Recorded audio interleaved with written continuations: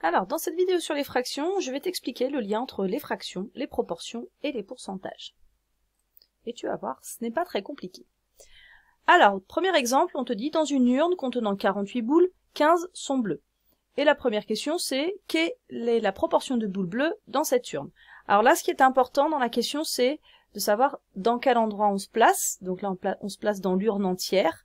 Et dans cette urne entière, quelle est donc la proportion de boules bleues? Alors, tu vas voir, c'est pas très compliqué. La proportion de boules bleues, en fait, c'est égal à un quotient. C'est égal au quotient du nombre de boules bleues sur le nombre de boules totales. Alors, total ou dans l'urne, évidemment, puisque c'est la question. Si j'avais pris que la moitié de l'urne, ben, j'aurais 24 boules, quoi. D'accord? Donc, en fait, ici, la réponse, ben, en 3 secondes, elle est trouvée. Il y a donc une proportion de 15 sur 48 boules bleues dans cette urne.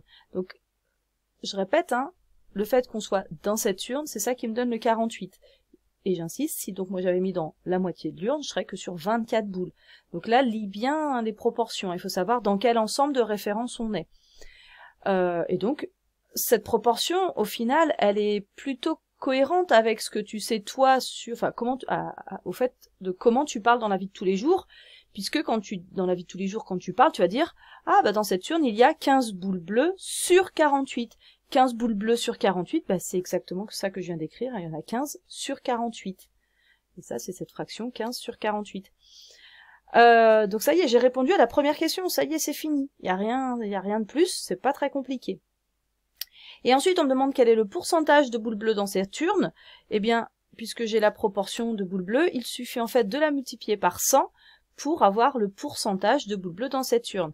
Alors évidemment, on laisse pas le calcul comme ça, on laisse pas 15 sur 48 multiplié par 100. Généralement, les pourcentages, tu le vois bien, dans la vie de tous les jours, on les donne en nombre, hein, réel et pas en fraction. Donc il faut calculer combien ça fait. Alors généralement, tu prends ta calculatrice. 15 sur 48, c'est 0,3125. On multiplie par 100, ça fait 31,25. Autrement dit, moi je peux conclure qu'il y a 31,25% de boules bleues dans cette urne. Point. Donc tu vois qu'en fait, c'est tout bête. Une fois que j'ai la proportion, il suffit de la multiplier par 100 et la transformer en écriture décimale pour avoir le pourcentage de boules bleues dans l'urne. Bon, ça c'était le premier exemple. On en fait un deuxième qui est vraiment le même, juste pour voir si tu as compris. Dans une classe de 24 élèves, il y a 4 gauchers. Et la première question, c'est quelle est la proportion de gauchers dans cette classe? Eh bien, si on le fait comme tout à l'heure, la proportion de gauchers, donc ce sera, alors dans cette classe, hein, toujours, ce sera le nombre de gauchers qu'on a dans la classe sur le nombre total d'élèves dans la classe toujours. Autrement dit, bah, c'est égal à 3 sur 24. Donc ça, c'est la réponse à la première question. Et la deuxième question me dit, bah, exprimer cette proportion en pourcentage. Bah, on vient de le voir juste avant, il suffit de multiplier par 100, enfin, c'est-à-dire passer à 3 24e le passer en écriture décimale, ça fait 0,125, et on multiplie par 100, ça fait 12,5. Autrement dit, il y a 12,5% de gauchers dans cette classe.